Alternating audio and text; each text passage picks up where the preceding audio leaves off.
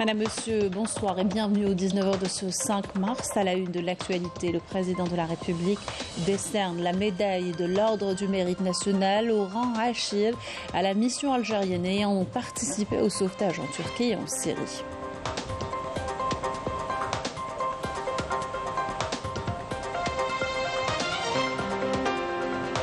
Au plan sur le travail remarquable accompli par les éléments de la protection civile et l'importance de ce corps. Ces éléments sont intervenus dans des situations extrêmes à l'intérieur et à l'extérieur du pays. Les exemples sont nombreux.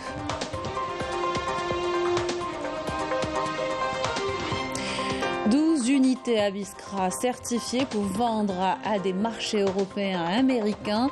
En plus de dattes de différentes qualités, des dérivés sont également proposés. Les détails tout à l'heure.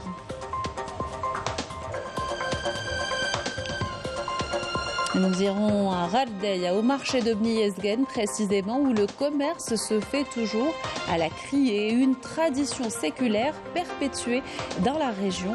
Reportage à la fin de cette édition.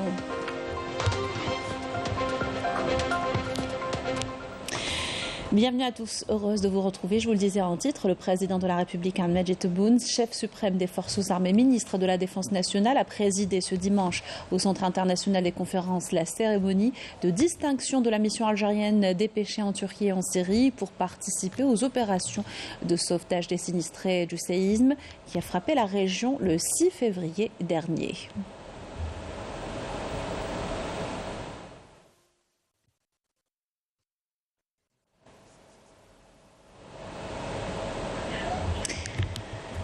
Et la mission compte ensuite des pilotes de l'armée nationale populaire relevant des forces aériennes algériennes, les équipes de la protection civile et du Croissant Rouge algérien qui ont fait preuve d'un courage à toute épreuve et d'un professionnalisme remarquable lors des différentes interventions sur le terrain. La cérémonie s'est tenue en présence du président du Conseil de la Nation, Salah Goudjil, le président de l'Assemblée populaire nationale, Brahim Bourali, le Premier ministre, Ayman Ben Abdelrahman, le président de la Cour constitutionnelle, Omar Belhaj, le général d'armée Saïd Chengriha, chef d'état-major de l'armée nationale populaire, en plus de membres du gouvernement et de hauts responsables de l'État. Le président de la République a décerné la médaille de l'Ordre du Mérite National au rang Achir aux éléments de la protection civile ayant pris part aux opérations de sauvetage des sinistrés du séisme qui a frappé la Turquie et la Syrie.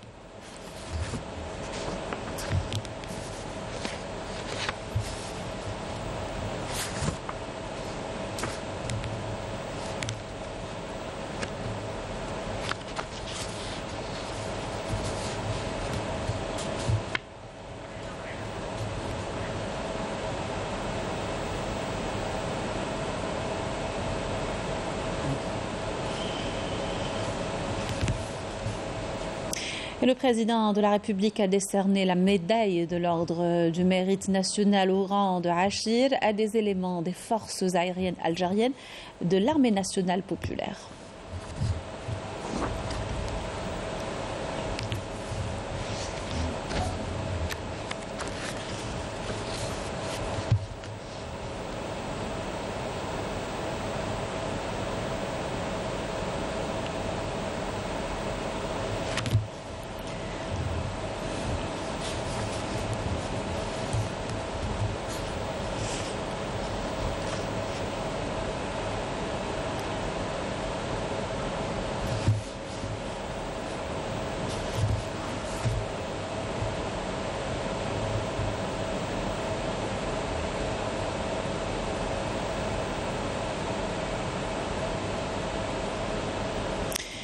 Et le président de la République a décerné également la médaille de l'Ordre du Mérite national au rang de Achir à des éléments du Croissant Rouge algérien ayant pris part aux efforts de sauvetage.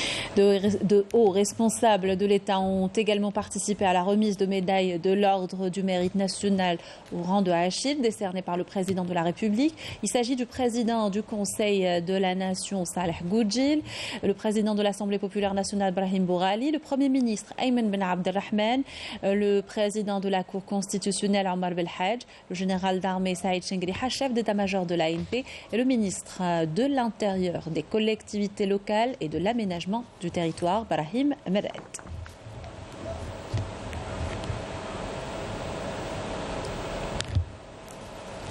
Je vous invite à présent à suivre les impressions de quelques-uns ou quelques-unes des personnes distinguées par le président de la République.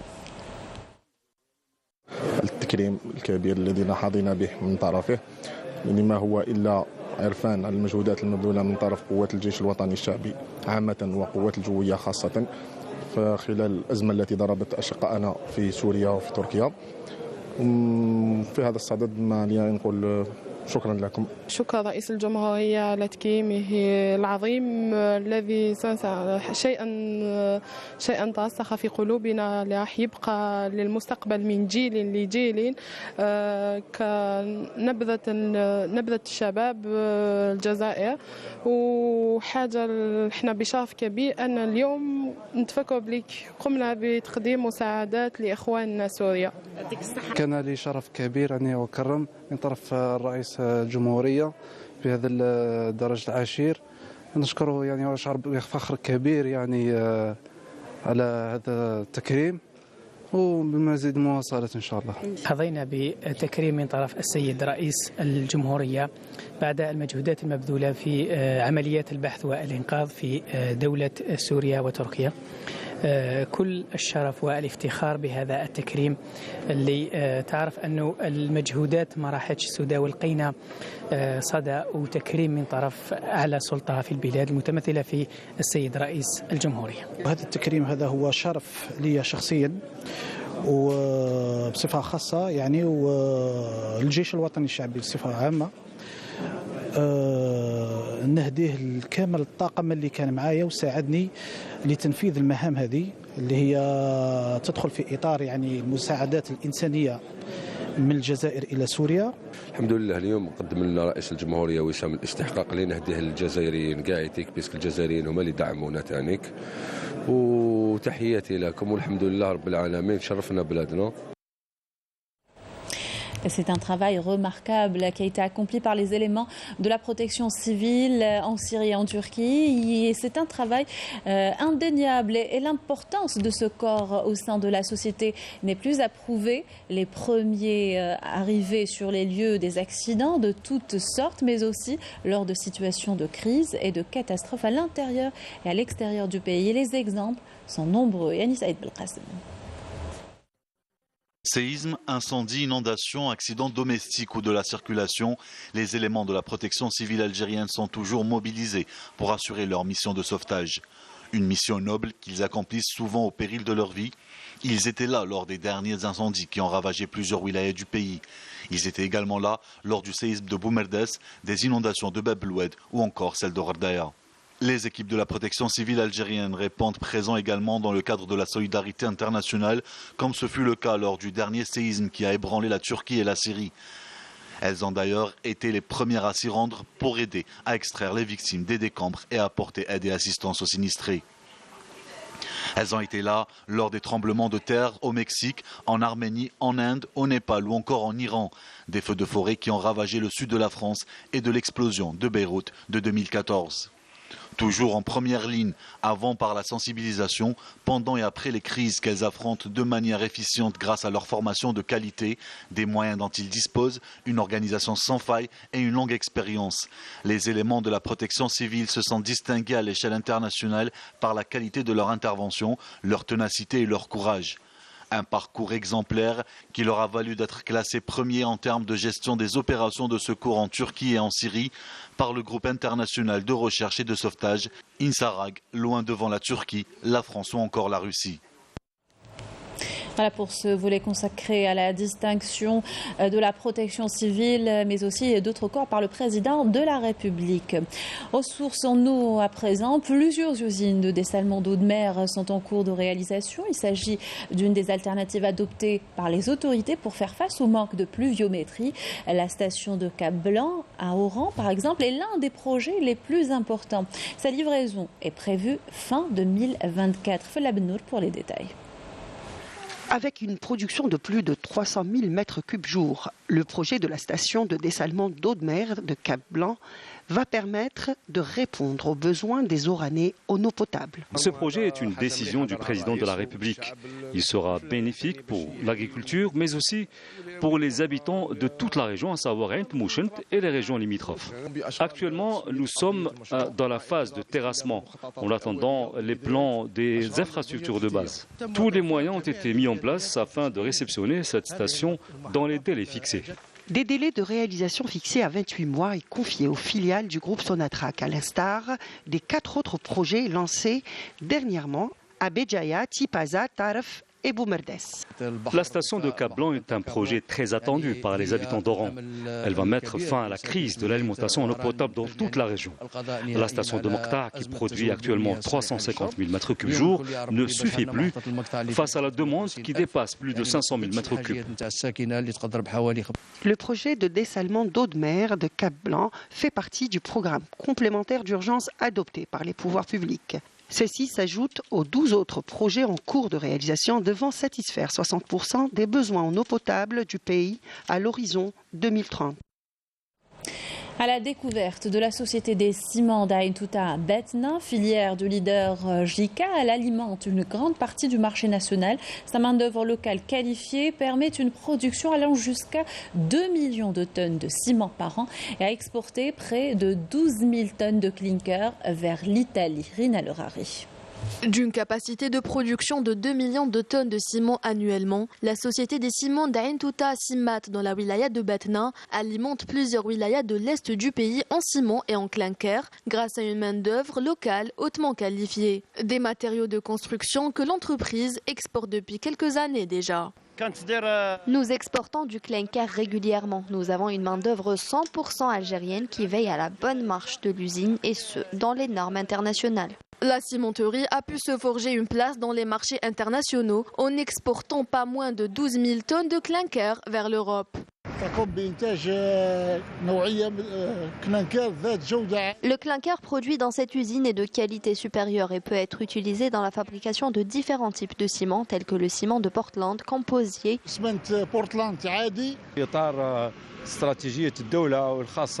Dans le cadre de la stratégie du gouvernement visant à diversifier les exportations hors hydrocarbures et contribuer au développement de l'économie nationale, notamment les établissements publics, nous sommes aujourd'hui dans l'une des filiales de JICA, unité de Betna qui a exporté une cargaison de 12 000 tonnes de l'année 2023 vers l'Italie.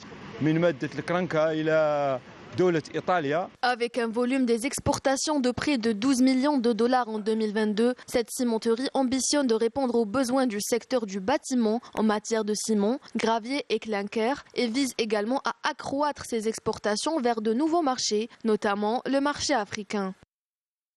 À Biskra, pas moins de 12 unités de transformation de la date sont homologuées et certifiées pour exporter vers les marchés européens et américains. En plus de dattes de différentes qualités, des dérivés sont également proposés. Fela Benour. Ici, on trie, on transforme, on emballe. L'activité de cette unité, située à Chetma dans la wilaya de Biskra, commence essentiellement à la fin de la saison de la cueillette des dattes. Et oui, tout est bon dans le palmier dattier. Mieux encore, cette date récupérée est devenue un produit de choix, avec une valeur ajoutée inespérée il y a quelques années. هو عبارة عن مصنع يقوم بتوظيف وتغليف التمور وكذلك إدخال عملية تحويل عليها. C'est une unité d'emballage et de valorisation des dattes. La date est soumise à tout un processus de transformation, contrairement à la Deglet Nord qui est exportée dans l'État. Elle est exportée avec une valeur ajoutée et son prix peut dépasser le double de sa valeur de base. À Biskra, il y a une douzaine d'unités d'entreprises homologuées et certifiées.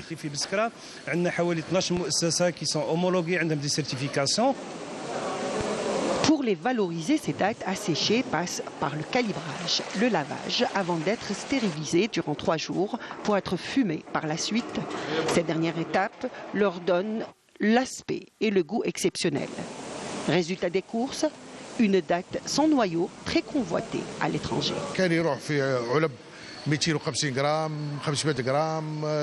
Il existe de différents poids, 250 grammes, 500 grammes, 1 kg jusqu'à 5 kg. Il y a aussi des dattes sans noyau dans des emballages qui atteignent les 9 kg.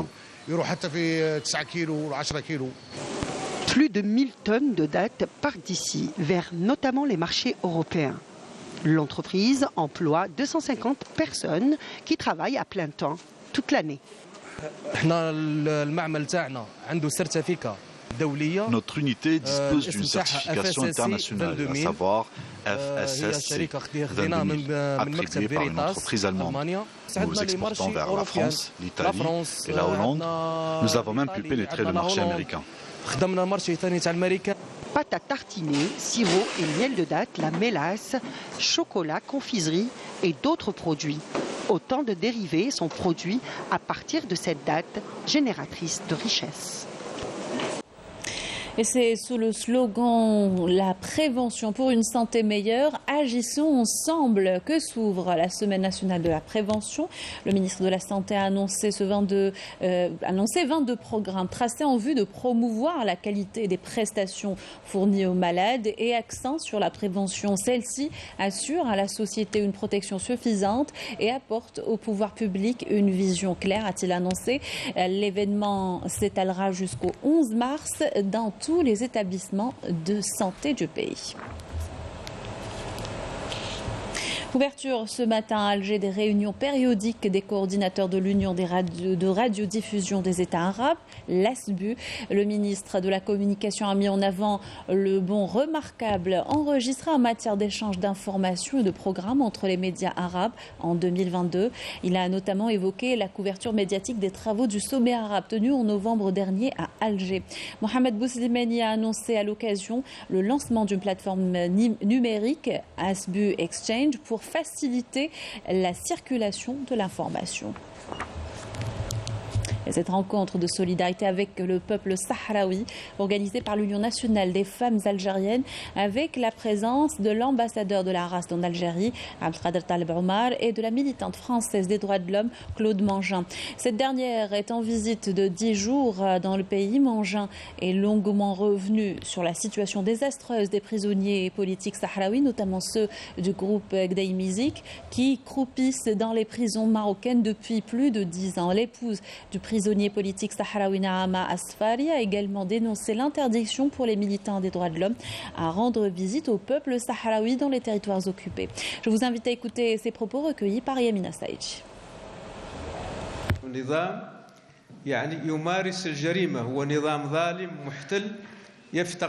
Les crimes du régime du Marzen à l'encontre du peuple sahraoui doivent être dénoncés. L'occupant marocain commet des crimes en toute impunité. C'est un régime oppresseur et colonisateur qui n'a aucune légitimité sur les territoires sahraouis. Le Marzen réussit à couvrir ses arrières et à camoufler ses crimes en ayant recours à la corruption, à l'espionnage et au blanchiment d'argent. Le régime du Marzen n'a trouvé d'autre solution que de s'allier à l'entité sioniste.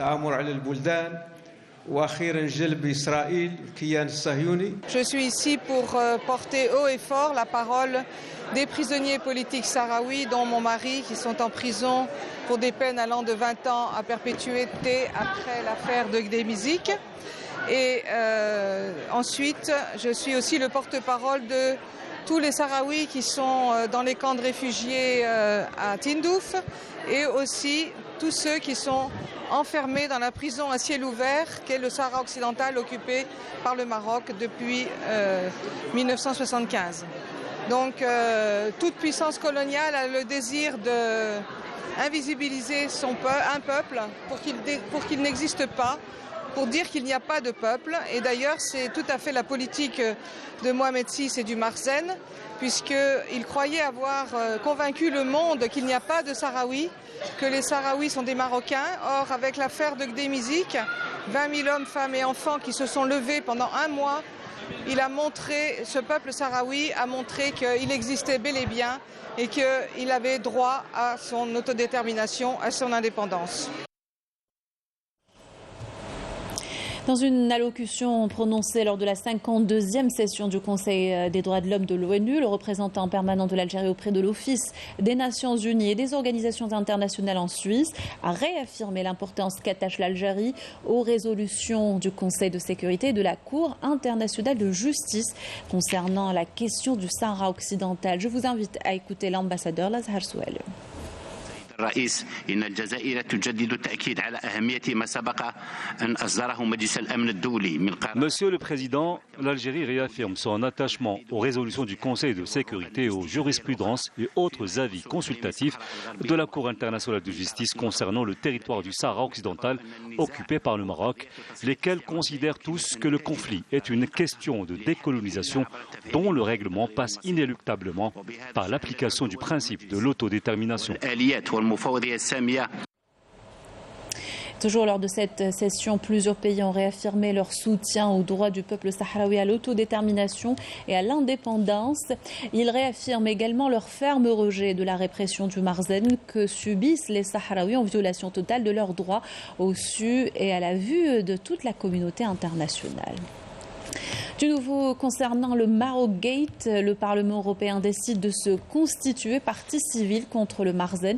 Ce dernier avait payé d'importants pots de vin à des eurodéputés pour travailler dans son intérêt. Parallèlement, le Parlement a suspendu les immunités des eurodéputés Marc Tarabella et Andrea Cozzolino afin qu'ils puissent être entendus par la justice belge. Une situation très inquiétante en Palestine. La rapporteure spéciale des Nations Unies sur les droits de l'homme dans les territoires occupés a appelé à une enquête sur les violences menées par les forces de l'occupation sioniste contre les Palestiniens. Francesca Albanese rejoint ainsi la Grande-Bretagne, la France, l'Allemagne, l'Italie, l'Espagne et la Pologne. Ils avaient publié une déclaration réclamant l'arrêt de l'expansion des colonies sionistes. Sport, la sélection algérienne de judo s'est adjugée la première place au classement général du championnat arabe 2023. Messieurs et dames, c'était ce week-end à Doha grâce à une moisson de 15 médailles, 6 en or, 3 en argent et 6 en bronze. L'or a été remporté par Houd Zourdani, Mehdi Lili, Faiza Aïsahin, Souad Belekha, Louisa Echelal et Narimen Guerawa. Cette compétition a été un test en situation réelle pour la sélection algérienne puisque c'est au Qatar qu'aura lieu le prochain championnat du monde de judo du 7 au 14 mai prochain. Patrimoine et cette tradition séculaire perpétuée à la cité antique de Bni Yezgana Ghardaya, le commerce se fait aux enchères à la criée où on vend des objets de seconde main revendus sur place. En détail, nous dit Naïm Aloualish dans ce reportage. Nizgen, la cité millénaire de la vallée du Mzab, conserve comme pétrifié dans l'histoire un ancestral et unique marché aux enchères. On y vend à la criée et selon un code immuable et précis des vieilleries de seconde main. C'est des vendeurs qui sont désignés, c'est pas n'importe qui va vendre ici à la criée. Et on a des critères, il faut être honnête premièrement. Et deuxièmement, il ne faut pas vendre n'importe quoi. Vous gagnez d'après la valeur des choses. Là, vous avez 10% de la totalité. Vous vendez peut-être cette veste, je vais la vendre à 2000 dinars. J'ai 200 dinars. Un commerçant de produits herboristes plutôt. Le travail ici, c'est un genre de loisir. Pour moi, je le prends pour un loisir, c'est pas pour gagner du pain. Premièrement, parce qu'on a des agréments. L'agrément, c'est la mosquée qui nous donne l'agrément pour faire la vente aux enchères. Maintenant, il y a moins de monde ici au marché. J'ai ramené un tapis et j'ai ramené un kachaba. Moi, je ne demande pas. Je prends le produit, je fais le tour du marché. Baballah, baballah, on me propose un prix. Je commence à partir de ce prix. Et ça marche. On vous donne un prix. À partir de ce prix, on commence le marché. Quand on arrive à un certain moment, le prix, si la personne qui nous a donné le produit est d'accord, je la vends. Sinon, je lui rends le produit. 2100 راك معايا 200 300 400 500 600 700 800 900 3000 100 200 3200 الاخر واه 3200 يا جماعه 3200 كي دي مير يعني 320000 كاين ليك وي الارض يا جماعه خلقيبها في الارض فريشها بالوقفه ما تخلطوناش في الارض.